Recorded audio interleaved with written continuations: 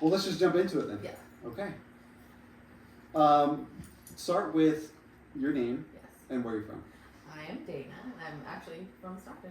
Been Stockton. here all my life. Like, Okay. I was born here, didn't always stay here, but Sure. yes, I Okay. was born here. And what was high school like for you growing up here? I'm trying to think back. Stockton's rough. At that time, though, it was different. Okay. And you didn't see it that way.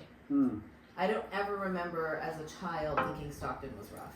Okay. It wasn't until I became an adult and came back after traveling, getting educated, that I came back, and that was after the economic crash of 2007, 2008. Right. And that's when Stockton was making headlines for being one of the worst places to live in the country. Really? So, I heard it on the radio as I was Okay. traveling to and from school. Okay. Undergrad. So that was it. It didn't hit. It hadn't registered until that time, and then I came back, started living here, working here, what have you. That yes, it was rough. But in high school, I think overall my experience was good. Mm-hmm. I had a very small circle of friends, but knew a lot of people. Okay. And was still very much involved in my church. Okay. Up until about 15, 16 when we left that church. But otherwise, high school was fine. It wasn't the pinnacle of my life, but it also was not one of those stories where people can't go back because it's so painful. Right. I don't have that. Okay. Thank God. So you said on the radio you would hear around 07, 08. Yeah. What about Stockton made it? Well, I guess what about 07, 08 made Stockton? Well, the market had crashed. The housing market had crashed, and Stockton was hit extremely hard during that crash. Okay. There was a lot of foreclosures. There was a lot of bankruptcy. The city just as a whole wasn't doing well. Crime was up. And I remember I was driving to class. I was attending San Jose State at the time in undergrad. It was I think it was probably my first or second semester there. Sure. And I remember listening to the radio, and they were going through top 5 worst places to live in the country at the time, and Stockton was the #1 place. Jeez. And I was in San Jose, and I was just so thankful to have been out. And I didn't know at that time, I'm how old? 20. Right. Not knowing. It was my first time away from home. I'd already done, Delta for a couple years and was now going away to live with other family for a little bit. So I had no idea what was taking place. Right. But I knew, I was like, this must be bad. If Stockton is making a national list. So. Okay. And that's kind of stuck with me, I think. Unfortunately, I don't think Stockton's ever gotten better. Right. So. I heard recently that Stockton used to be one of the state mental health hospital spots, and once that got closed, Under Reagan, or I don't know when. This just is what I heard in passing. That when that hospital closed, then the mental health problem really. That is true. Okay. That is true. Okay. Yes, we've just had governors who have not supported that in the past. Okay. In a very, I would say, bipartisan effort. Sure. There was never, I think now we're really starting to see the effects of that. Okay. And I think younger people in particular in this area are starting to understand we have a problem. Right. And I've had students talk about it. Yeah. Working in higher ed, we hear about it all the time. I mean, higher ed seems to be almost like a clinic now. Right. Because we don't have the resources in the city and the county that we need. Higher ed is a clinic? It feels like it at times. We are helping students in ways that when I was in school are unfathomable. Oh, right. Unfathomable. Yeah. Yeah, I worked at a school where they would set up a literal bank account for students and would have $500 in it for emergencies. For students who, let's say you pop a tire on the way to school and you need to fix it and you don't have the funds, they had an account set up for you. That is, what? I would love that. We never got that in school. It was, you were there to study and that was it. That was it. So, yeah, we've definitely come a long way. And I think some of those funds that we get from the government, from the state or federal, I would love to see some of those funds be used on a wider landscape than just community colleges. Sure. I would love to see us create more mental health facilities, especially for the youth. That would be great. Do you think those things were long term, those things were good? Which things? Like helping children, like you said, higher ed, helping these kids or these young adults. I think with anything, it needs to come with a threshold. Okay. I think it needs to come with scaffolding of, we're going to help you now. We're going to help you get through this now, but then we're also going to give you tools to manage this beyond us. Okay. Because we are not going to be with you throughout your whole life. So let's give you stepping stones. Let's help you now. Let's get you reared up with what you need now, and then we'll teach you, here's how you can do this as an adult when you leave here and become self-sufficient. You know, those resources are still there. We need to make sure that we're sending people, I mean, this, like, kids out of high school, kids getting out of, you know, undergrad or college, whatever it is, going into the workforce. Oh, we're not setting them up properly. We're giving them things, that's great, but as far as really doing more than just that handout, I think we need to do better at. I think we need to do better at that. Sure. Just as a community, as a whole. Yeah. Definitely, all the schools need to be collectively working harder at that. Right. So, undergrad, what did you study? English. Well, originally, again, go back to the market crash. Originally, I was going to school for real estate. I was a business major. My friend and I graduated high school, and we agreed that we were going to go be real estate brokers. And so we were going to get our agent's license. We were going to start a brokerage. Sure. So we had done all of that education at Delta. We each got certificates in business and in real estate and finance. And then the market crashed right as we were getting ready to leave with our AA degrees. And I had to pivot. Right. Immediately pivot. Right. So I met a counselor who is today still a friend. She still works at Delta College. And so she was there 20 years ago, however long ago it was that I was there, which is awesome. But she changed my life, and that was the first time I'd ever met with a counselor. Okay. So I kind of just took the direction of my friend, oh, we're going to go do this together, not knowing anything about the world. Right. And after I met with that counselor, I said, okay, how much more of this do I need? How much more of this math? How much more of this garbage do I need to do?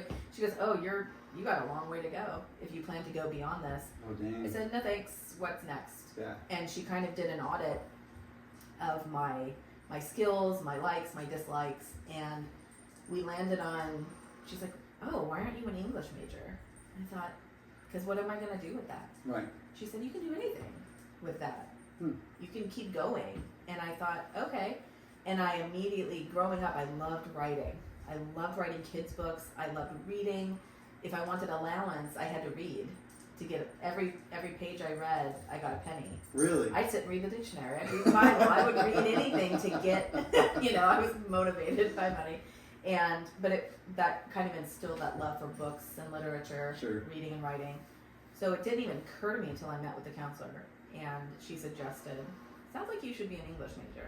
So I stayed at Delta a little bit longer, took my prereqs, and then transferred to San Jose State and focused on English Lit. Okay.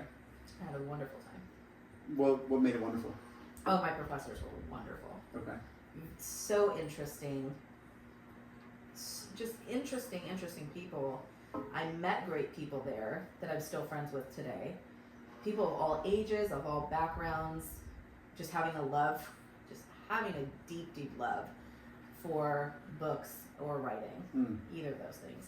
So I had poets as teachers, published authors, people, PhDs who had just done some amazing work in their field, and to learn from them was amazing. Right. I really thoroughly enjoyed it, made friends with these people, stayed connected to these people. I still do a little bit of outreach with San Jose State. I will have professors contact me and say, hey, we're doing a workshop with our current students, and we'd love our alumni to come and speak to them. Oh, that's cool. Oh yeah, definitely. That's we'll definitely do that. Yeah, so I've done that a couple times with my old professors from San Jose State. Nice. So it was a great time. Okay. Yeah, thoroughly enjoyed it. And what do you do now? I'm a professor now at the same school where I went, at Delta College. It's great. It's a full circle moment. Teaching comm studies. Okay. Yeah. So at what point did you make the transition then? So from English to comms? So after I got my bachelor's, I had no idea what to do. And everyone just kept saying, oh, so you're going to be a teacher. And I thought, no, I value myself. I had such a poor opinion of being a children's teacher. Okay. Just knowing how I was as a child and a student, that I thought, there's no way. Right. There's no way I'm going to go to work and be treated so poorly by children or their parents. I really couldn't wrap my mind around doing that. And knowing also that I'd have to go and get credentialed. Right. I just didn't think that was the type of schooling I wanted to do. Sure. It felt more, it didn't feel creative to me. That type of education was so restrictive. Right. Because you're following particular protocols to meet a standard. You know, like that's what that is making sure you know what the law, really, the government needs you to teach to these children at this particular age, and making sure you're hitting all those benchmarks. And I said, that doesn't sound like fun. Right. Doesn't sound like that's right for who I am. And so I had to go to grad school. There's no other. In my mind, I just thought there's nothing else I could possibly do but continue on. Sure. So I wanted to stay at San Jose State, but the cohort, I think, was closed. Okay. And I thought, and I knew I wasn't going to continue in English, but it was a great foundation. Okay. And I thought, well, comm studies, journalism, I could definitely do that. Same vein, sister, type situation. So I had looked into other colleges, and it just seemed that every college I was looking into had these weird cohorts, and they were closed. I thought, dang it, I'm coming in at the wrong time. Right. And then I found Cal State East Bay, and they had a comm and media program. So I honed in on that, which was fine. And so that's where that pivot happened. Got it. Okay. Yeah. Okay. So, what stands out to you being in comms? What do you think is the biggest? Well, before I was an educator, I worked in media. So I was producing television. Okay. And that was a great experience. I enjoyed, again, I'm such a people person, and I think that's where that came in, was how, it's people behind the media. So the image that they want to display came from an idea, and I like the people of those ideas. Sure. That's where I'm looking kind of systemically at that. But so that was fun. I really enjoyed that. Did I like working for public media? That was difficult. Very difficult to be a publicly funded media. Okay. But I met world-renowned chefs and producers, and I did some amazing things, and I enjoyed that time.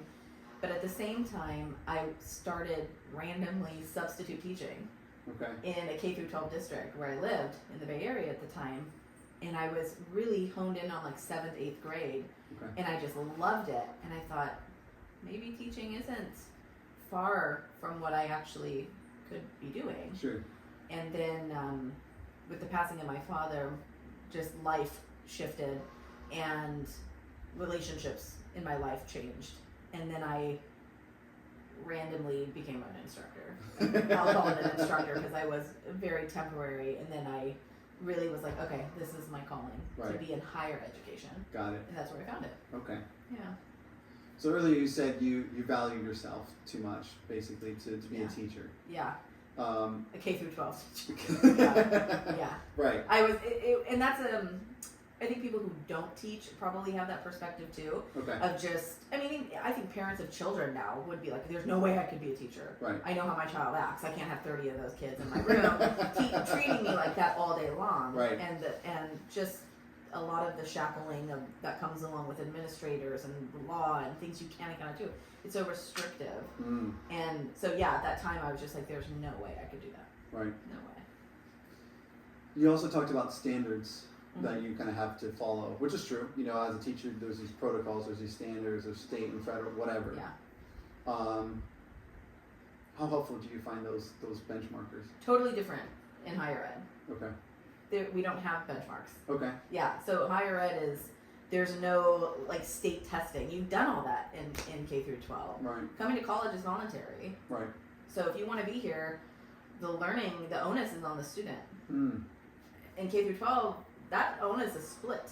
Okay. Because if you have a teacher who can't teach, right, you're going to see that in the performance of the student. Sure. A lot of times. So, and again, with the benchmarks and things like that, a teacher in a K-12 system they're really looking, and a teacher is going to be highly judged on those benchmarks too, not just the student. So it is different in higher ed, but with higher ed, especially here in Stockton, where we are, a statistic just came out recently. I was just reading about how Stockton, they ranked 150 towns as far as education. We ranked 144th out of 150.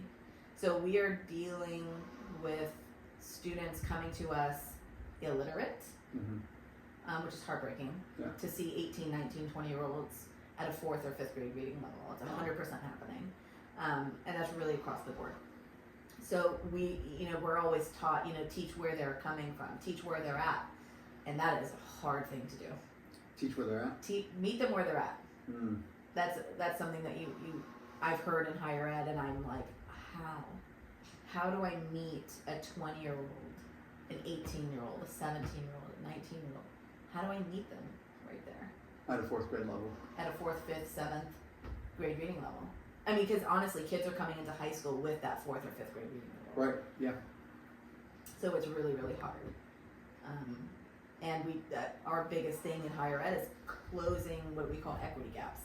So making sure these students are getting every resource available to them, making sure they understand the content, trying to relate the content to their lived experience. And that can be challenging. Oh, sure. Yeah. Really, really challenging. Especially in higher ed. I mean, yes. That's supposed to be like 13th grade, right? Yeah. But then you've got to start at 4th grade. Yeah, potentially. Wow. Potentially. Yeah. So where would you say your faith journey started then? In the beginning. It's a weird thing to say, but my family was always in the church. Okay. Always, from the beginning. Okay. I was raised in the church. So I've never not known church. Okay. I've never not known it. So it's interesting to hear other people's, coming to God moment, or coming to a literal coming to Jesus moment. And I'm like, oh, that sounds interesting. I've never had that. Because when you're in it, it's like the fish in the bowl. Right. It's just it's part of you, right? And you don't really see it from the outside ever. As far as other people who've never been a Christian, then get converted, they have a moment, the Holy Spirit fills them or something like this. That's not, as somebody who's been in the church their whole life. Right. So it's different. It's different. Yeah. I think I've had pastors preach on that before. Of like, it doesn't make you any less of a Christian to not have those moments per se. Right. Yeah. In my last interview, they shared that they had a salvation moment. I mean, they went to church, they did all the things, right? But their salvation moment was when they heard their grandma praying for them. And then they went up to their own room and just said, I can't keep doing things my way. And they were in their teenage years. God, take over my life. I'm about to go to Vietnam, and this is it. Oh, wow. Would you say you had a story similar to that? Was there a moment where you were just, this is my salvation moment? No, I can't say that per se. I do remember. I guess I would remember cognizance of choice. Okay. Of I'm taking communion now. Right. I know the difference now between, accepting Jesus. I know this. I know what sin means. I know what repentance means. I do recall those moments and then kind of being ushered into a deeper level of Christianity. Sure. And being a member of a church, if that makes sense. So a different level? Yeah, like growing out of that childhood, growing out of being a child and into being a more mature. I feel like maturity as a Christian is lifelong. Right. But you do get to that point, like when we take communion at church, right. And the minister says, if you've accepted Jesus Christ as your Lord and Savior and you've been baptized in the Spirit, those benchmarks have been met. Right. And I recall those, right. I would say. Okay. Yeah. What does being saved mean to you? It's literally always been, and before I married my husband, that was one of the questions I asked him, like, so what does it mean to be a Christian to you? And I waited for the answer, and it was the answer that I was hoping that he would give. It's just that you accept Jesus Christ as your Lord and Savior. Sure. As the Son that died for you. Really. What do you think people misunderstand about Christianity? Ooh, today's culture is so vile. I think a lot of people think that it's, a cult, that it's, you can't do what you want to do, and you're restricted. You can't go and do drugs. You can't go in and be a fornicator. You can't do things that are fun Mm-hmm. and not recognizing what holiness is Mm. and being called to be different. Does that make sense? Sure. And not that difference is bad in any way, but I Right. think that's where that comes off as, oh, you're holier than thou, and you're better than me because you won't smoke this cigarette with me, or you won't do these drugs, or you won't sleep with me, or you won't do this before marriage, or Right. whatever it is, all of those things. I think that's a big misconception, is that being a Christian isn't fun, or being a person who loves Jesus is boring, Right.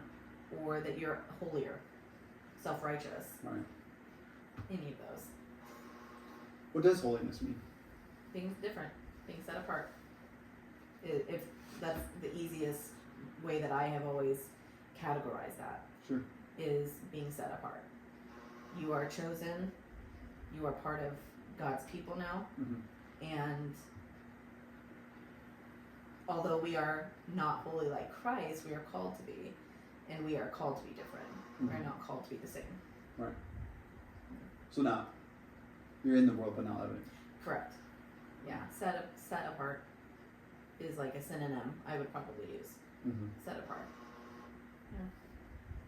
So how did faith weave through your life, like going through high school, living in Stockton, going through your undergrad? Like where did faith weave into that? I think it's always, for me, had its ups and downs. There were definitely times, and I won't speak for everybody, but I feel Sure. like a lot of people, especially at certain points of their life, especially when you start becoming very self-aware, so like teenage years, you think you know everything, and that's a real time to get pulled away from your faith. Right.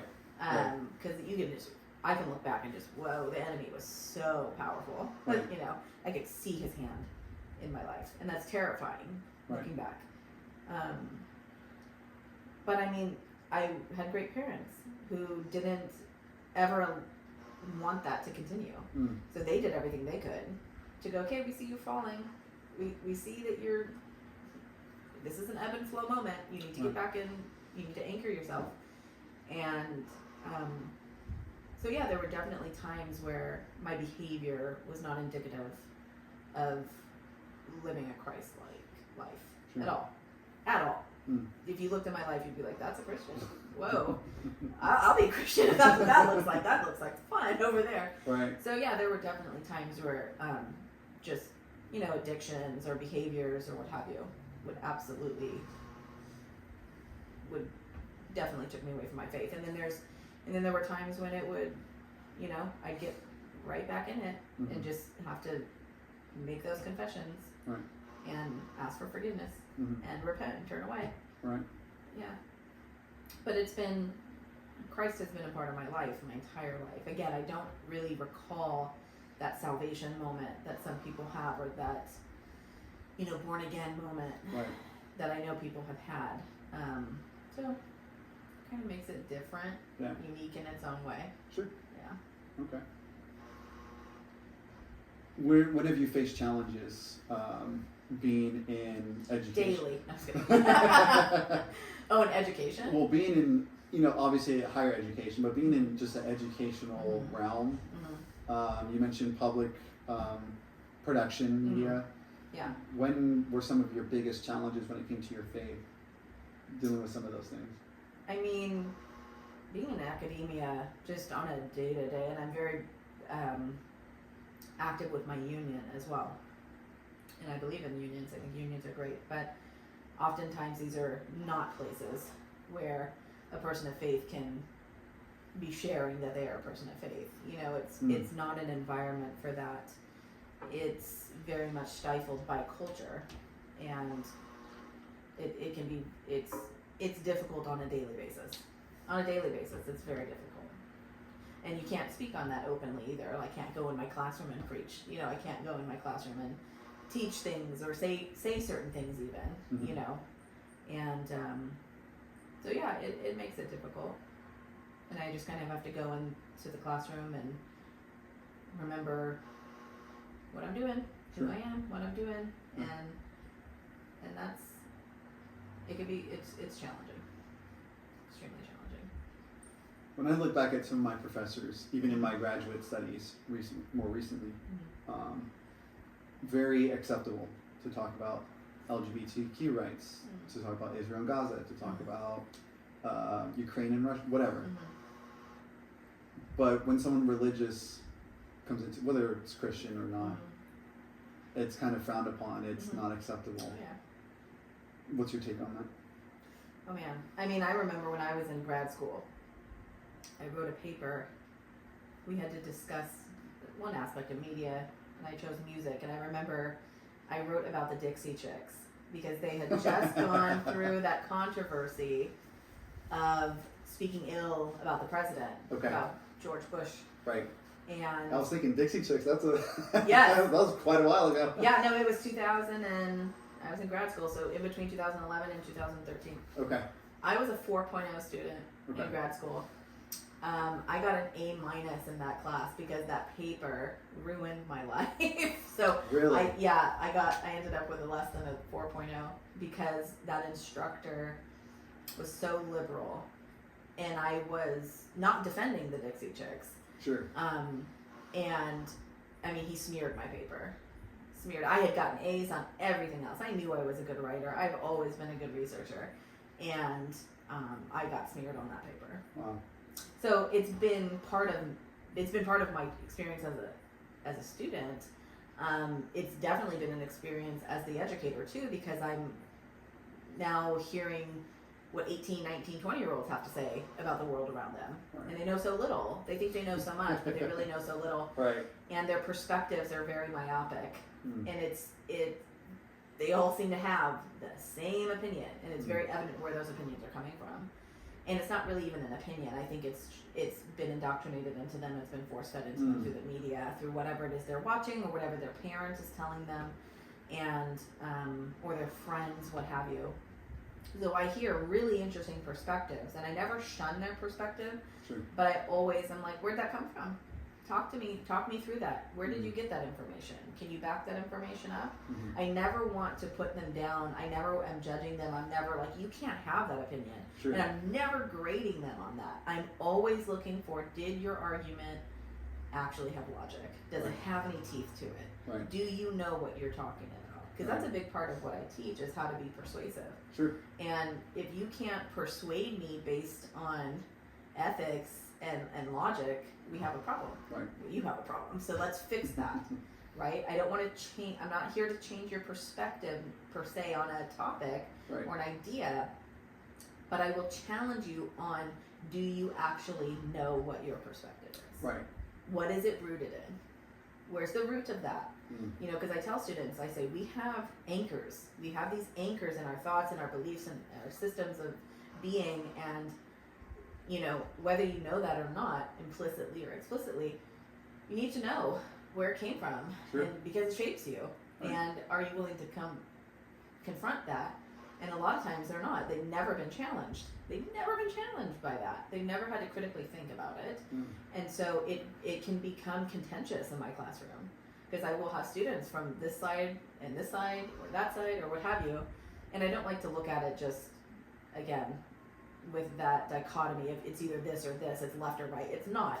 We have students from all walks of life, and it's very fascinating. So I have to listen with an open ear. And I always tell students, no one is asking you to agree. Right. At no point do you have to sit here and agree with me. Do you have to agree with your peers? Nothing. But we're going to learn respect, and we're going to learn how to understand. I'm not even asking you to be tolerant. I'm not even asking you to be tolerant of what anybody else has to say, because I think there are things to be said about tolerance, and some things should not be tolerated. And I'm not asking you to tolerate anything, but I am asking you to critically think about something. And so I don't mind that they're talking about those things, but I really want them to critically think about those things. And oftentimes I will have students who've, you know, decided, hey, I'm going to talk about this for my speech. I go, great, cool. I can't wait for your research. Then they start doing their research and then come back to me and go, oh, professor, I need to change my stance. That's what's up. I'm like, and I'm not hoping, and it doesn't matter which way they go on that, but it lets me know something happened. A spark was lit, something happened, and they recognized, oh man, I didn't know about this when I had that opinion. My opinion's completely changed now because I actually did research on it. Sure. I didn't go by just what this person said over here or my friend or my family said. I did the research on my own. I came to this conclusion on my own. Right. And that's the beauty of teaching. Right. That's the good part. Because I'm not trying to indoctrinate or manipulate. I'm telling you to go do it. Right. You go do that. I'll teach you how to do it. You go do it. Yeah. And so that's the joy of teaching. I don't know if you knew this, but my minor degree is in communications. Oh, okay. Yeah. I didn't know that. Yeah. So I had to do all the persuasive speeches. My comms professor was intense. Mm-hmm. A lot of times Yeah. Yeah. What would you say is the biggest challenge in really teaching students, but just like teaching them different types of skills in communicating? Oftentimes it's just a lack of want to. You're teaching students who, even though college is not obligatory, a lot of students Right. come in thinking it is. In order for them to get ahead in life, they need to go to college. I understand that narrative. I was taught that narrative too. Sure. And when you put that on a person, it becomes another task. It becomes another. Oh man, I'm not done yet. I just got done with high school. Now I got to go do more. And this is junior college is another stepping stone. I've still got to go do another degree Right. after this. So you're oftentimes, we have students who are not there to learn, and that's really hard. That's really, really hard to at that age to try to, they've been in school Right. already for how long, and to keep the momentum or start a momentum truly, if they don't have that going in K through 12, to bring them into college and try to get them interested in learning for the first time or to reactivate learning is very hard. It's really, really hard because a lot of them are there for a grade. And I've had students flat out tell me, like, I'm only in this course because I need it for my GED. I'm only in this course because I'm a nursing major. I'm only in this course for this. I just need an A. Just need an A. They have literally said, I will never apply this to my life. I'll never apply communication to my life. And I'm like, wow, we've missed the whole mark. Like Right. the whole semester. Wow, that's wild. Wow. Completely. At the end of the year, I have my students do a self-assessment, and I will have students who say, I'm never going to use these skills. This class did its job. I got the grade I wanted, and I'm done. How wrong are they? 100% wrong. 1,000% wrong. Because they think that communication is, when they're taking a speech class, oh, it's just speeches. Right. I'm like, everything on the periphery of that. The speech is just the one thing. Right. But we're teaching you how, all of the resources and skills that go into how to do that effectively. And if you think that those skills aren't going to be used, and I tell them, like from day one, I tell them, I do not care if you ever go and give a speech in your life. You may not. You may never give a speech in your life, and that's great, and that's not what I'm teaching you. Right. What I'm teaching you here is how can you go and have an effective interview for the job that you want. Sure. Your friend's going to get married next month. They want you to give a speech. How are you going to do that? Right? You have an important client that you need to pitch something to. Right. How are you going to sell that product to them? Right. How are you going to talk to that patient or that patient's family when their father's dying? You're the nurse or the doctor. You don't think communication skills are going to come into play right here? And it's really, sometimes they still never get that, and then other times they're like, oh, okay, I get it now. Yeah. And a light goes on. And that's great.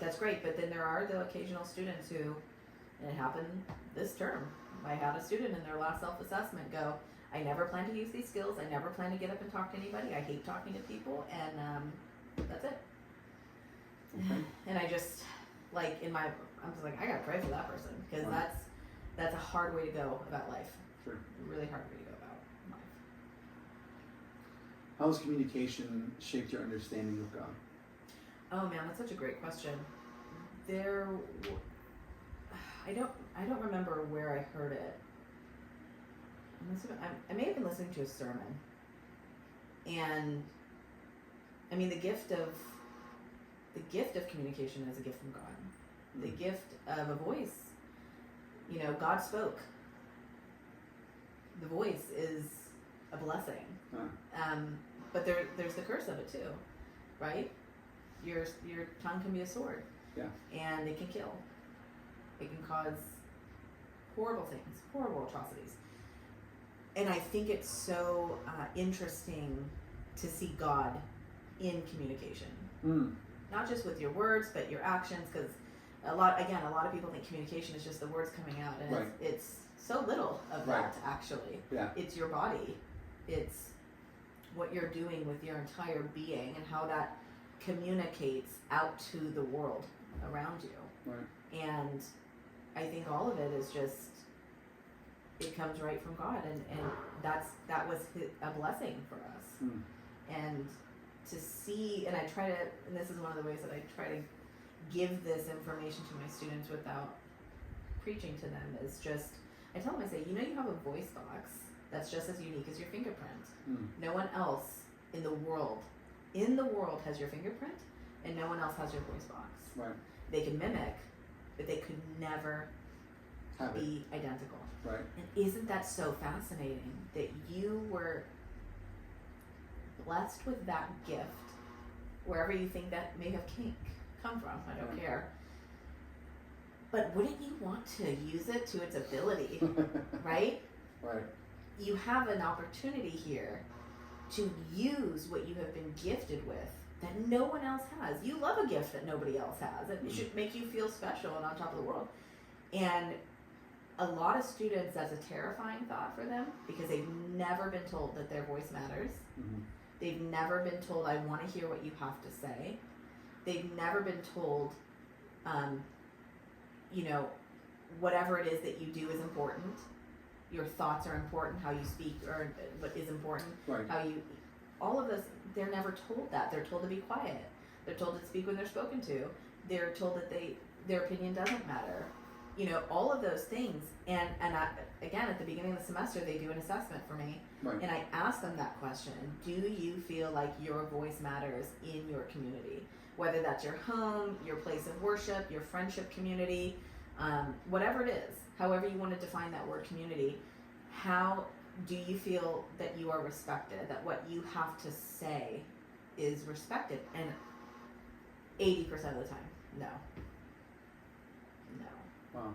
And at the end of the semester, they go back and they have to reflect on those things. And oftentimes students recognize, oh, I have a capacity to share what I want to say. I was given a platform to do that here. Yeah. And that's wonderful. Yeah. Because I think that's what God intended. God wanted us to be able to communicate. Right. God wanted us to share. He wanted us to fellowship. And so I see that in all of my students. I try to draw that out as much as I can. I don't like the student who sits at the back of the room and doesn't talk all semester. I won't have a relationship with that student. Right. And there's been research on that. Of the student who sits in the back of the room won't have a relationship with the instructor. It will hurt their education likely as well. The student who sits at the front, the student who talks to the instructor, the student who emails, the student who asks questions, who puts their hand in the air, you will have better relationships in that classroom. And so I know my students' names by the end of week 1. Right. I've seen your face 2 times, I know your name. Right. We're getting to know each other now. We're beyond stranger. Now we're moving to acquaintance. And in the next week or 2, when you do a speech, I'm going to learn more about you. And your peers are going to learn more about you, and you're no longer going to be an acquaintance. Right. My hope is that you guys have now created some type of bond. You understand each other a little bit more. You're sharing a story from your life. And we know a little bit about you. Right. We can make a real strong bond on one story. Right. So that's what the gift of communication can do. And I think God choosing language is a beautiful way to have done that. Right. He could have chosen anything else, but he gave us that. Right. And that's awesome. Yeah. As I'm listening to you, one of the things that stands out, well, I guess it's more of a question for you. What student really stands out to you in the time that you've been teaching? Oh my gosh, so many.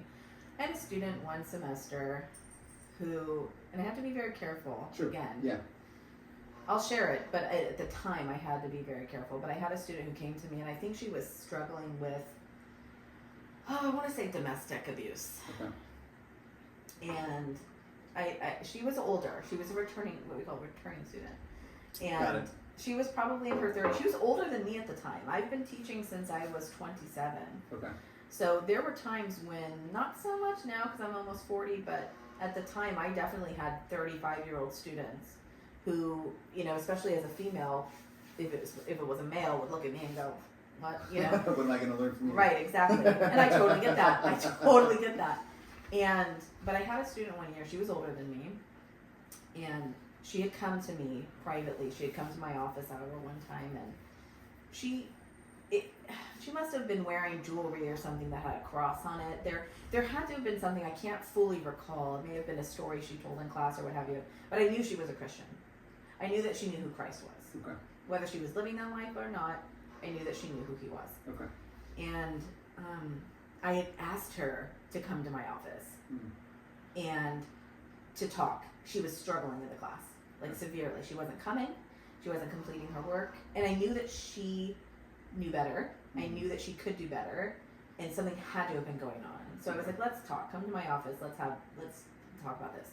And she came and she shared those things with me. And I don't know how God came up in the conversation, but I asked her, I said, can I pray for you? Like, can I pray for you? And she said, yes, please.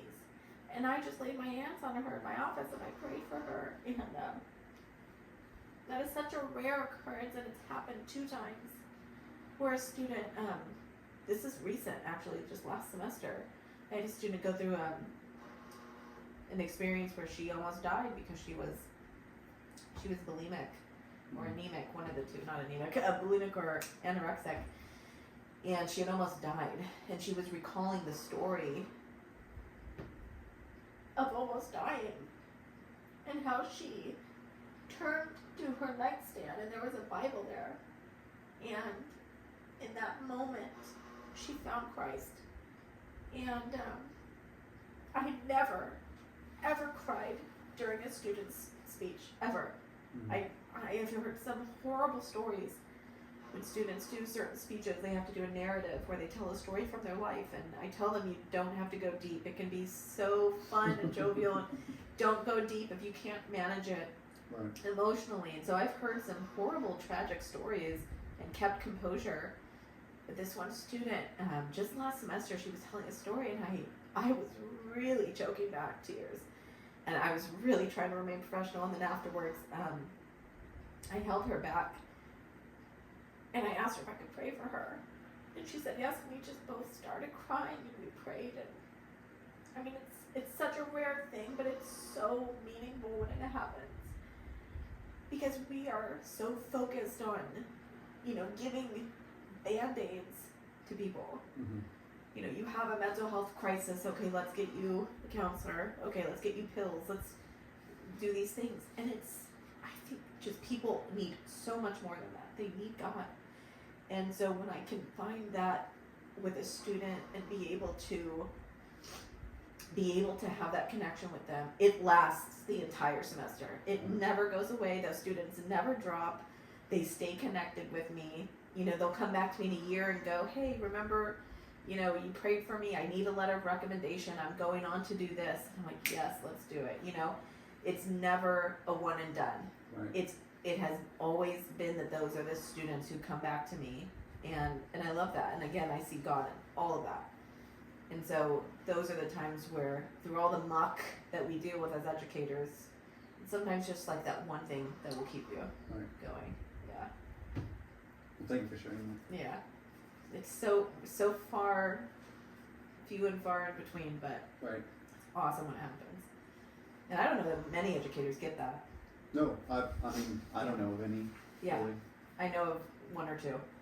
Wow. Yeah, because again, being an outward Christian, a professing Christian is not something you hear or see often. Right.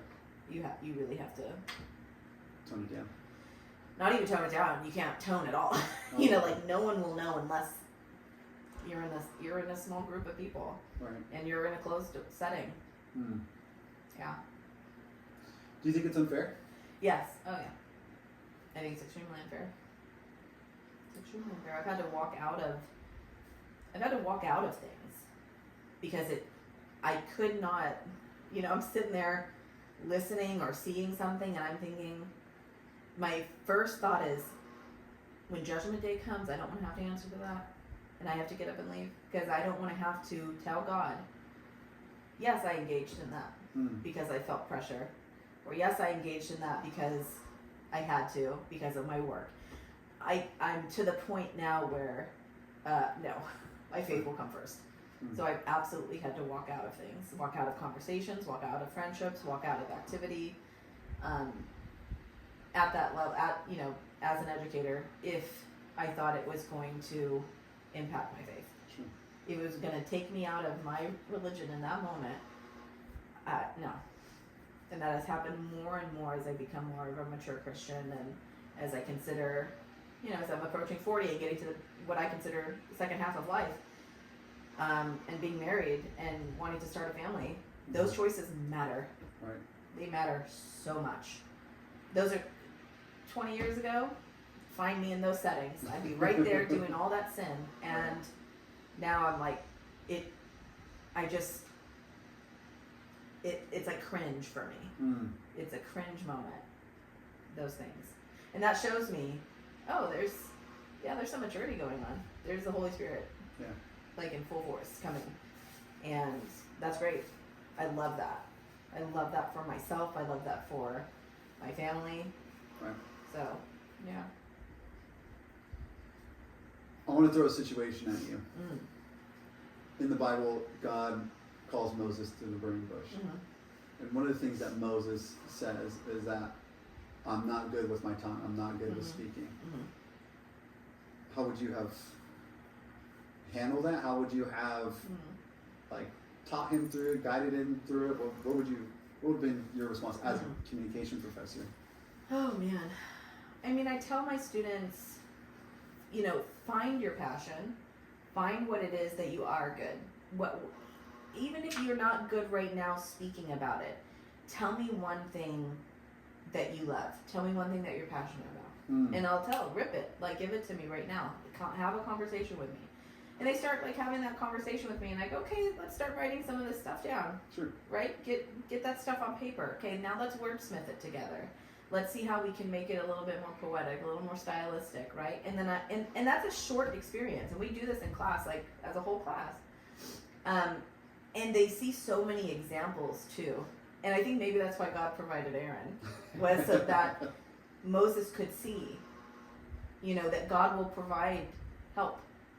He's never going to put you in a position above what you can do. Right? Okay, he called Moses to do these amazing things, but he didn't leave him on the lurch, right? He gave him Aaron. Right. He gave him the Israelites. He gave him people to assist, but in particular Aaron. And so I think that one of the great things about higher ed is, and I think a lot of students miss this, maybe just the courses that they're taking, is that you're not here to learn from an instructor, you're here to learn from other people too. And so when I put my students in a small group together and I see them shooting ideas to each other, sharing experiences with each other, that's when they start finding their voice, is when they hear other people with theirs. Not just mine, because they're looking at me as an authority figure, and that could be scary. Right. But when you put them with a peer, right? So I can start the process with them, but then when I put them with a peer or 2 or 3 peers, then it really starts going. And you can start seeing their mind at work, right? And so that's what I kind of have to be the catalyst for them. But then when I put them in a small group, then it pops off. And it's great. Yeah. But I tell them, this is a learning process. This isn't going to happen overnight for you. I'm glad that we're in a semester system instead of a quarter system for this purpose, because I don't want to do 12 weeks with you or 6 weeks with you. I want 16 weeks because I want to see progression and I want you to see it too. Right. I want you to look back 16 weeks from now, those past 16 weeks, and go, oh man, I never thought I could speak on that subject with such authority and get the grade that I got. Or to have students come up to me after class and be like, whoa, that was so powerful. And that happens all the time. And if I hadn't started with them interpersonally and then put them into a small group, that probably never would have happened. If I just let them to themselves and Here, you figure it out on your own. Don't collaborate. Don't talk. That'd be a problem. Right. You know. So it's a process. Yeah. It really is a process, and sometimes it's a 16-week process. Sometimes it's a 5-week process. Sometimes they get it by week 10. Sometimes at week 16 they're still struggling. And I tell them, I encourage them, hey, don't stop now. Go take an English class. Go take speech and debate. Go take an interpersonal class. Go take the intercultural class. Right. Go take something else, because I see that you want these skills. I see that you're really working on them. Continue. Right. Don't stop after me. Keep doing it. It's only going to help you. Right. Only going to help you. Hmm. You know, that 10th level math class may not help you in the future, but any level of comm is going to help you, you know? Yeah. So. I like the way you formulated that, because what you described was kind of how Moses went throughout his life, right? So he went, and something he was really passionate about was justice. Mm-hmm. Right? He kills that the slave master. Mm-hmm. Then he leaves, and then he wants his people freed, but he doesn't know how to do it. Mm-hmm. And then he frees his people, comes out, and then the first thing they do, him and God, is let's write everything down. Yeah. Let's write, and then the first 5 books are written by Moses. Mm-hmm. And how you describe that was kind of that trajectory of find something important that's important to you. Yeah. And then let's start writing things down. Yeah, if you're a person who loves justice, then you love law. Mm. You love rules. And that's obviously Moses. Right. So he found his niche. Yeah. That's good. I mean, Oh, God knew cool. God knew it was there, but yeah, yeah. Everything in its time and place, and it's God created you for a reason, and I love that the adage of if you have breath, if you're alive, God's not done working. Right. There's something else that you need to be doing. Mm. God kept you here for something else. You have to find out what that something is. Right. And keep going until you figure it out. Right. Keep going until you figure it out, and ask for guidance along the way. Right. Use the people around you to help you. Mm. Because I truly believe that that's what God is calling us to do. Sure. Is to not isolate, to use the resources, to use people, to fellowship, to be, in the context of a church, be with the church. Right. You don't need to go outside of the church for this. You have these people. You have your leaders. You have your deacons. You have your the people that you worship with on a day-to-day basis. You have your small groups. You have your Bible study. These are the people who, when you have something come up, those are the people you should be going to. Right. Right? Yeah. Makes sense. And that's, I see it. I like it. Yeah. So you go through your career, you get your graduate, you become a professor. Mm-hmm. Now we're looking into adulthood. Mm. How has your faith changed going into later adulthood? I think there was a point in time I was making poor decisions. I can see that very clearly. Right. Very poor decisions being made that could truly, and kind of in a way, I still feel the ripple, like the domino of that. I could still see how that has impacted my life. Do I love my life currently in the way God has blessed me? Yes. But the way that I got here, oh my gosh, if I could go back and redo. Right? So yeah, I've definitely seen areas where my faith was extremely stagnant. I put every want above God. Mm. I lived in the flesh for so long. Right. For so long. And in such a disgusting display of just self-promotion. Mm. Disgusting. And coming into, again, middle-aged life, it's different. Sure. It really is different. You recognize your own mortality. Mm. And that is, I think, where the reality of God sets in, for me at least, is I'm going to have to answer for every single thing I've done. And although I will never be perfect, I will never be, that doesn't exist, but I have to turn away from this. Mm.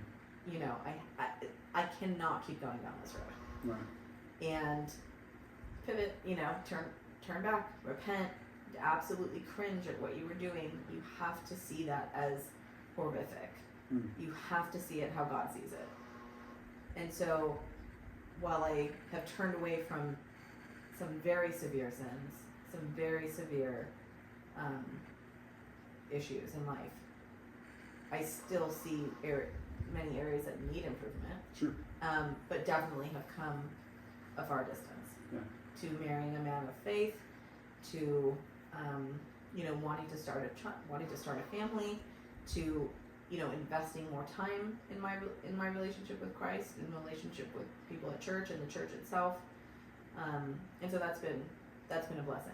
Right. That has made a huge difference in some of the things that have happened in my life as an adult, that have been extremely challenging. And had I not had God, had I not had my faith, I don't know what would have happened. Right. It's scary to think what would have happened if I did not have a God, my God, to lean on. Yeah. Because when you go through life trying to do it with your own understanding, you just see how pitiful that is and how just tiring. Yeah. Like, so tiring. And like, I catch myself every day going, why do I? No. Yeah. I don't need to do that. Go on and leave that at the feet of Christ, please, because I can't deal with that. Right. I can't have that thought. I can't have that desire. I can't have me thinking that I know more than my Creator.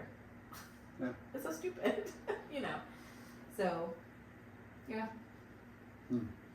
Did I answer that question? Yeah, of course. Okay. Yeah, I'm just taking it in. No, I was thinking back to the question. Sometimes I get off topic.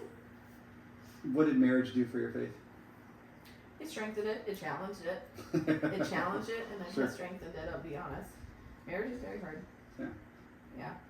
We did not have that honeymoon phase that people get, where it's just like dandelions and all that good stuff. And no, it was me. There were things going on with health.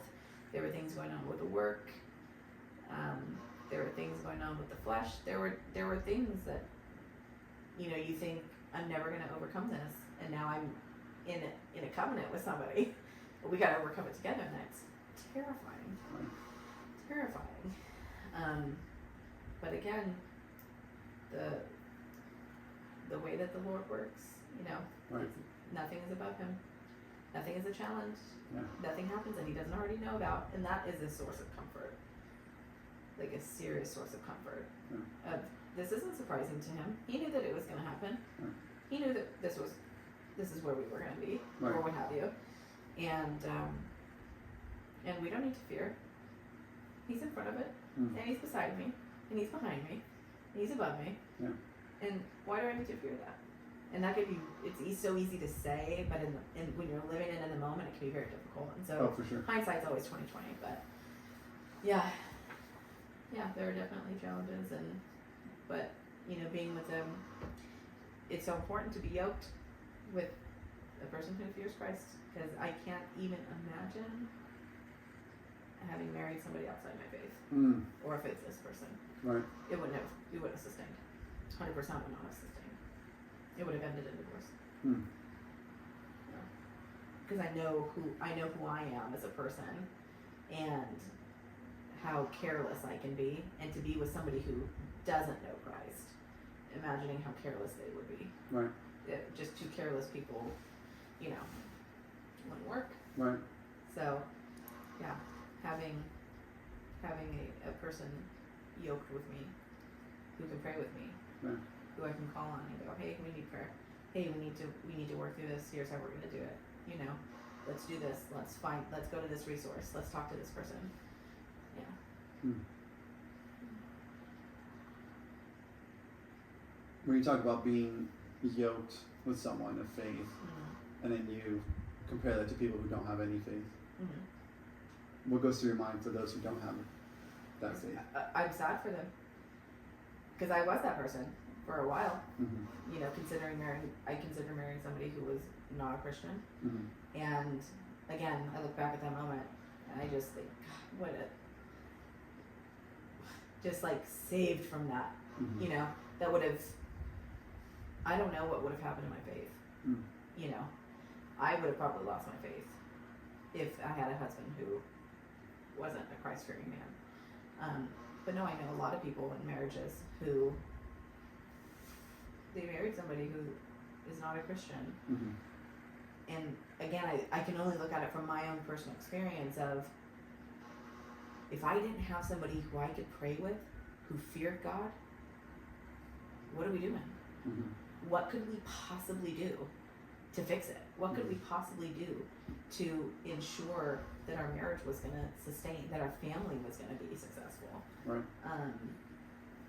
And that's, I mean, a terrifying thought for those people. Or people who've lost their faith. I have many friends who, you know, the wife or the husband was a Christian at one point. They fell out of their faith and married somebody who had no faith. So now they're two faithless people. Mm. And not to say that their struggles are any different, but I'm just thinking to myself, who are you leaning on? Who are you going to? Right. And they have no one. They have nothing. You know, they keep going to the same people who keep telling them the same thing that, you know, this is what, you know, society would tell you to do. Just get a divorce, make it simple. Mm-hmm. You know, split custody of your kids, do whatever you needed to do. And that's such a scary thing. And I thank God all the time that that's not something that I have to deal with. Right. You know, and that's such it's a sinful thought, divorce anyway, like in my mind, and I've had, although like obviously that thought has crept into me, just in life in general, knowing that divorce is there, obviously people do it all the time, but it's such a,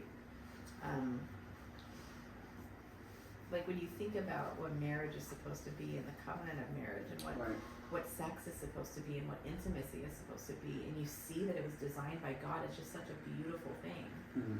You know, we just like, Pastor Matt or Pastor Christian just preached on this, and you just see it with such new eyes, Mm-hmm. and you're so grateful for that. Yeah. You know, and so that's, to me, is just wonderful. I can't imagine it any other way. Yeah, even with the ups and downs. You talked about having an answer for things on Judgment Day and Mm-hmm. understanding or acknowledging your mortality. Mm-hmm. If you feel comfortable sharing about your dad. Mm-hmm. Tell me about that experience, about your dad's passing, before, during, after. So he lived with diabetes for years, Okay. 20 years, and a little bit more than 20 years. And you know, we're Sicilian, so death was never a topic we shunned. Okay. So it was always open season on the topic of death. Sure. And it was, we made light of it in some abstract, weird way. And I feel like a lot of Italians can attest to that. Right. Italians, Greeks, we're not shy about talking about death. Right. So, you know, my grandmother would tell me, oh, I had a dream that you died. And that's great, you're going to live a long time. So we saw, like, kind of these superstitious things about death. And it's not that it wasn't taken seriously, but it wasn't something that we had to be terrified of. Sure. And so my father was very open about that. And he would always say, I'm going to die young, I'm going to die young. And we'd be like, no, you're not, no, you're not. And so it wasn't like this massive shock to me. Okay. Like most people, when they lose a parent, is a shock. You know, oh my God. And I'm not saying it wasn't sad. It Sure. was extremely sad. Yeah, but yeah. was it shocking? I wouldn't say so. Okay. And we were blessed, and this is still God at work, but we were blessed to have had him know that he was dying and to be with him in those moments. Because a lot of people don't get those moments. Yeah. Their parent is, whoever it is, their loved one is taken in a car crash, taken by a heart attack, taken by a stroke, for whatever it is, die in their sleep. They never get to say the goodbye. They never get to say what they need to say. They never get to ask the questions. And so it was a blessing. It was truly a blessing to have seen him in his final moments. I was, how old was I at the time? It was 2020. It was 2014 was the year we knew he was going to die. My mother had prophetic dreams. She could tell you about those. But so we knew. Okay. We knew that he was going to die. And so they sent him home, and he wanted to die in the house. So he was on hospice in the house. And I had planned this huge European vacation for myself. I was visiting all of these nations. I was going by myself, and I was leaving that summer. and he was told in April that he was going to pass. Basically, he was sent home around that time, and but I kept telling, like, he knew, you know, I wanted to travel the world. It was going to be my first time doing this, and he, you know, before he went into comatose, you know, I asked for his blessing. Can I still go and do this? I cannot watch you actually die. I can be here while you're dying, but I cannot watch you die. And it was, again, a blessing that he hadn't gone into a coma yet, and he blessed that. And he gave me a journal to write in for my journal, and I took that with me, and a picture of him and my mom. And 2 weeks into my trip, he died. And I was in London. I was with a friend in London who I was staying with. And we were having breakfast. And my mother called. And she told me Dad died. And she said it was a windy day. And it was summer. And that's important because my favorite song growing up was Summer Wind by Frank Sinatra. And it's one of his favorites. And it was a song that I had listened to as a child.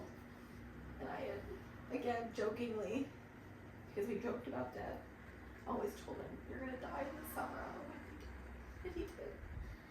And I continued on my trip. I had a friend that I met in Paris who I had gone to undergrad with. Mm-hmm. And as I was saying, she was much older than me. She's like in her 60s now. So she was 20 years older than me, and we were going to school together. Yeah. She went back to school, and she just so happened to be in Paris with a friend. So we met up in Paris, and the day I met up with her was the day my dad got cremated. Mm. So there were things that were, like, even though he was dying and dead, and like all these things happened, there were just these moments that moved up, and she loved him. She met him and absolutely loved him. And so I remember no lie, the bells of Notre Dame were ringing when Mom said, "I just picked up your dad's ashes." And I'm standing there, like on the banks of the river at Notre Dame with the bells going off. I had just purchased a book. That was one of my dad's favorite books. I had just purchased that book, and then my friend met me there, and we just hugged each other. And I said, my mom just picked up my dad's ashes. It's like real. Like he's gone. And then I came home a couple months later, and we had his service, and then his mother died. Mm. And that was a very serious season of loss for me. My aunt had died 2 months prior to my father, who was my favorite aunt. Then my father died, and then my father's mother died. So I had 3 deaths in a row that year. So that was like a really big year. But every single one of them I got to say goodbye to. Mm. Every one of them I got to see before they died. And I just thought, wow. And like every goodbye is etched in me. Right. It's like tattooed in my brain, and I will never forget what I saw in those moments. And so that was, I mean, I still thank God for that. I thank God for that. And some people couldn't manage that, couldn't see somebody dying, but I saw, you know, my aunt in a hospital bed. I saw my father in the hospice bed, and I saw my grandmother in her bed, literally hours before she died, saying goodbye to her. And so, you know, I see it all as this blessing that God gifted me that. The 3 big people in my life, God gifted me that. So, I think like since my father has died, I can't look in the mirror and not see him. We look identical. What makes me sad is the people that knew him are dying. Mm. And they say that you died twice. You died the first death, and the second death is when people don't talk about you anymore. Yeah. And I'm getting to that point where there's less and less people who know him, or who I speak to. You know, families fracture when there's death. Mm-hmm. And so that has definitely happened. There's been a lot of fracture in my family. Mm. And so that's difficult. I have less and less people to talk about my dad with. Mm. And so it feels sometimes like he's dying again. My husband, never met him. And that's hard. They would have loved each other. So that is hard. But I don't necessarily miss him. I know where he is. I don't talk to the dead. I don't talk to my father. Right. I don't pray to him. I don't refer to him, very much. But his memories are there. There's things that pop up and I'll laugh at them. They're always, for the most part, positive, very positive memories. Or funny. But, he was a man of faith. And he was not perfect by any means, but he did such a good job of showing us the importance of fearing God, for being a Christian. And so I love him for that. I love him for that. I don't know if I ever told him that. I think it's important to, like I said, I thank my mother now for rearing me the way that she did in faith. Because I can't imagine if I would be a born-again Christian, if I would have ever been converted by somebody or what have you, if that would have ever happened for me, because I'm so stubborn. Can somebody really convict me? Right. Could I have the Holy Spirit if I wasn't ever born in the church? Right. So I thank God that He gifted me with these parents. And truly, truly a blessing. Yeah. I've heard it said that a father's job is to prepare his children for his death. Yeah. He did that. Oh yeah. You think he did that? Oh yeah. Oh yeah. He was not lighthearted about it. Or not, he was not, that's the opposite of what I want to say actually. He was lighthearted about it. He was very aware. It made us very aware of death very early. So it was not, I don't think he wanted it to be a tragedy, Right. And I think the tragedy was that he's just this massive character. and so his character is very much missed. Right. He was very charismatic and the center of attention and handsome and all these things. I mean, he didn't have an enemy that I can think of. Everybody loved my father, and so that's what's sad about the death. But other than that, I know where he is. Yeah. I don't fear that. I don't fear that at all, and I will see him again. Yeah. That'll be awesome when it happens. But yeah, I think he absolutely prepared us, especially for having two girls and boys. I think he prepared us well. Right. Yeah, and I think God did. He knew the limits of myself and my sister as well. So when I asked him for that final permission to leave his side, and he granted that, I knew that I could not, physically watch him die. I had seen up to a point, and that point was awful. The point to which I saw him almost die was awful. But then my sister came after I left, and she witnessed the death. And that was something that she could handle, that God knew I could not. Right. And so, I think his children, my sister and myself, I think we did a very good job of handling that death. Good. Yeah. And that's not something that a lot of people can say. Right. And so again, a huge blessing that we were prepared and we could handle that emotionally to the level that we were given. Yeah. As I kind of turn to the close, where was God in all that? I mean, not even just your dad's death, but I mean, where was God throughout your entire life? But where was God in all this? Oh my gosh, in everything. I mean, that's such a huge question, but I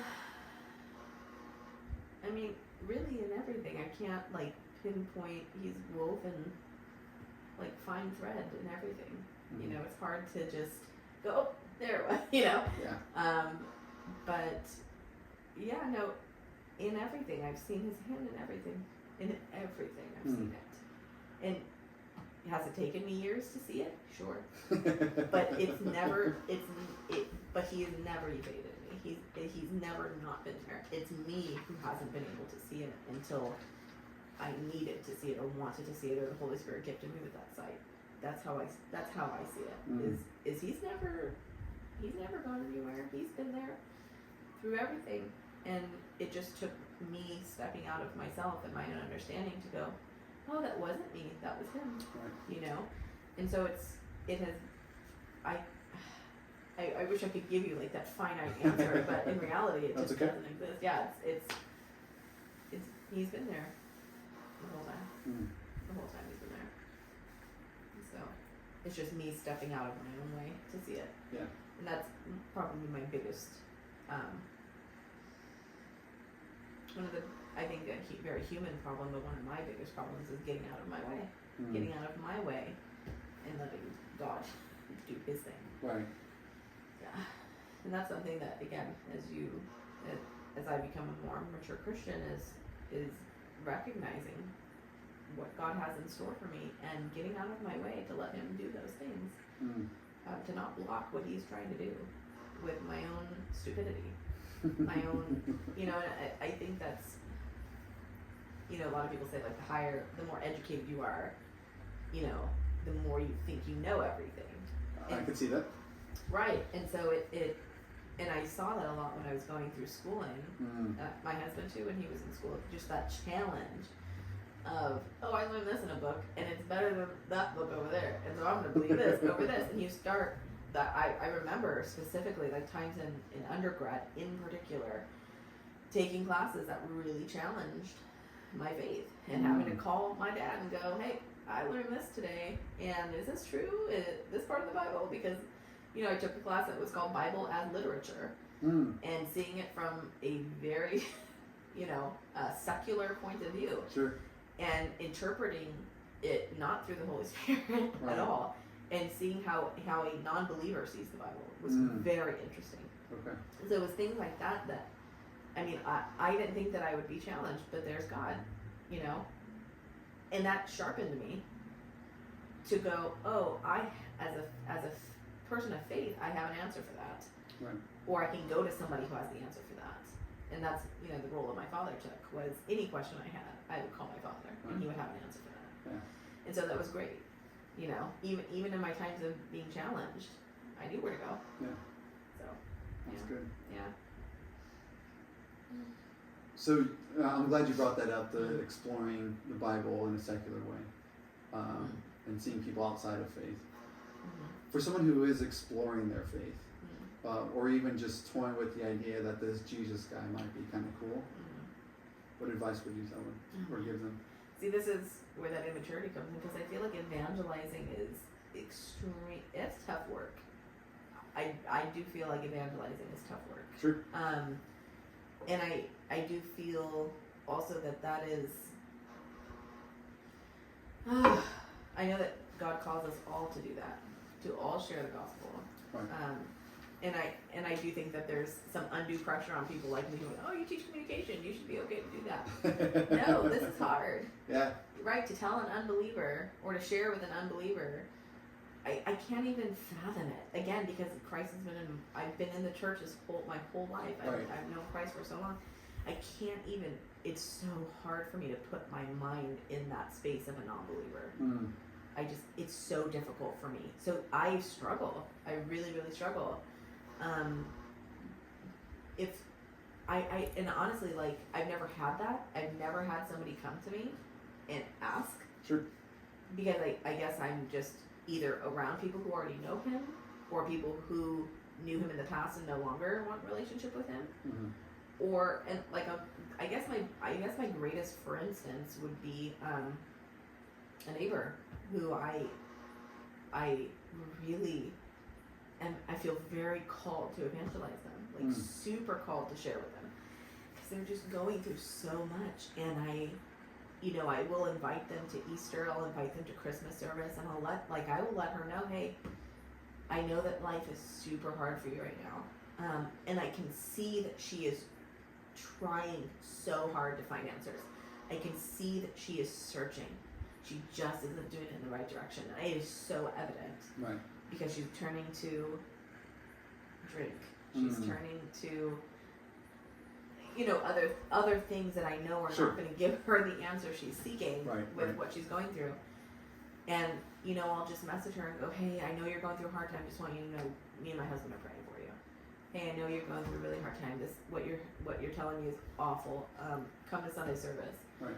You know, I know that you're searching for something. That's something maybe God can I, and that's the one experience as an adult that I've had, and it hasn't been successful yet, but that doesn't mean that it won't be in the future. But I just kind of got like my sights set on this person, because, and that's, I don't know if that's a weird thing to have, like one particular person that you just see struggling so much, and you're just like, oh man, God can work in your life if you let him. You know, I see that you want something, let it be God. Right. Because my God, he will work wonders in your life. Yeah. So yeah, I've never had anybody come to me in my whole life for that, but I know that personally I could be doing better with it. Yeah. And that'll come with maturity. Yeah. Yeah. And I think that is a gift too of the Holy Spirit. And I think everyone has different gifts. So maybe mine is being an educator and being able to have those moments with students, even though if they are a select few, those moments can be very powerful. And who's to say that student won't go off and do that with someone else and pray over somebody else who's going through a hard time or what have you. So,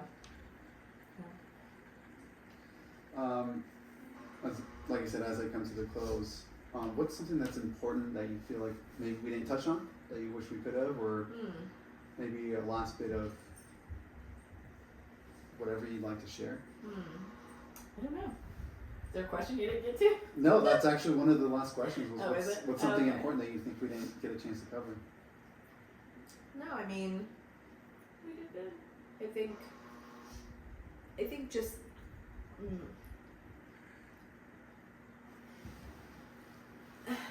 maybe, and I don't necessarily have an answer for this, but I think that, you know, you get into a church and there is I don't want to say misbelief, but that everything is going to be great. That you're going to make relationships there. That you're going to like everything about it. Right. And that's going to make you a stronger Christian. And I don't think that that's true. Right. I think that there is so much personal work with God intimately that I think people really need to come to terms with, that I'm coming to terms with, that Christians truly need to come to terms with. That going to church is while it is a large part, it is still a fraction of the work that needs to be done as a Christian. Right. And that's something that I feel like I've had a lot of guilt with, is, you know, growing up, like, oh, okay, I went to church every Sunday, and oh, okay, I went to youth camp, and that was one of your questions of, like, what did I do as a youth? I went to youth camp. I did all those things. I did Awanas. I was involved in, my mother was the secretary of the church. She sang in the choir. My father was a lay minister at the church. They were deacons. We did everything that you can think of, like every rank in the church we were part of. And did that fulfill everything? No, you know. And so I think it's important for Christians to recognize that, like, while church is a massive part, there's still so much individual work that needs to be done. Your Bible needs to be open all the time. You need to be praying. You need to be yoking yourself with people. Your partner, in particular, the person you choose to be married to, you need to have a good understanding of what you're doing moving forward in Christ, and like really putting Christ at the center of things. And we just live in the flesh all the time, and we assume that these little things that we do take us out of that, and it might be for a moment, but the amount of work, you know, that it takes to sustain a fruitful relationship. I mean, maybe I'm just speaking for myself, but I just think it is such so much work. Yeah. And I don't mean it like bad work, And I don't mean it like I'm working to get God's favor. That's not the type of work I mean. I mean like just the diligence. Keeping Christ at the center of things when everything else is trying to take him out of it. Keeping him there. Yeah. Oh my gosh. Like, and I really say like, oh my God, help me. Yeah. Because it's so hard. And it takes things like this, and it takes, you know, community and fellowship and opening your Bible and praying and being authentic and like honestly being open. I feel like a lot of people are so closed off to talk about their experiences, and it makes it difficult for other people to know. No, what you're experiencing is normal. Sure. Even as a Christian, what you're experiencing is normal. There's no such thing as a perfect marriage. There's no such thing as a perfect Christian. Right, yeah. And I love hearing stories of other people and what they've gone through and what they're going through. And knowing that, oh, I'm not alone in that. Right. Because sometimes I just walk around going, man, I must be the worst Christian that exists. Because I have this problem. Right. Or I have this thought today. Or I did this bad thing. Or I said this bad word. I'm surely going to hell. Right. I don't know any other Christian that does that. You know, yeah. and then something happens and you're like, oh, somebody shared something. Yeah. And that was really helpful for me to recognize that I'm not alone in that way. Right. And I think more Christians need to be honest about the struggle with sin. Yeah. And about living in the flesh and just how hard it is to get out of that. Right. And truly it's work. And it's going to be work for the rest of my life, for the rest of my husband's life. The rest of everybody's life, really, you know, of just turning away from that, and how hard that is. Yeah. It truly is the most difficult thing I will ever do in my life. Yeah.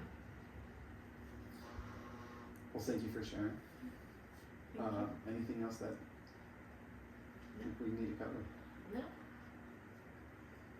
Well, yeah. Thank you for sharing it. I not only learned so much about you, but also, as I'm going through these stories with people, I'm learning so much about faith. So yeah, thank you. It's like just a prism, you know, all different shapes, colors, walks of life. It's just, you know, yeah. It's interesting that you're doing it because I do think this is the type of thing we need is people willing to share very honest, raw pieces of their life, right, and how they can still find God in that. right. Definitely. Because there's just, life is so gross. It's so hard. It's vile. There are times when it is so gross and vile, and you're just like, how am I going to get out of this? How am I going to get out of this? And, yeah. I think we need to just be more honest on that. Sure. Because I don't want to feel alone in that. I don't. You know? Good. I'm glad. I'm not the only one. Because sometimes I feel very alone on that. So that's good. Yeah. Well, thank you. I appreciate it, and thank you for your time and Thank you. willing to do this.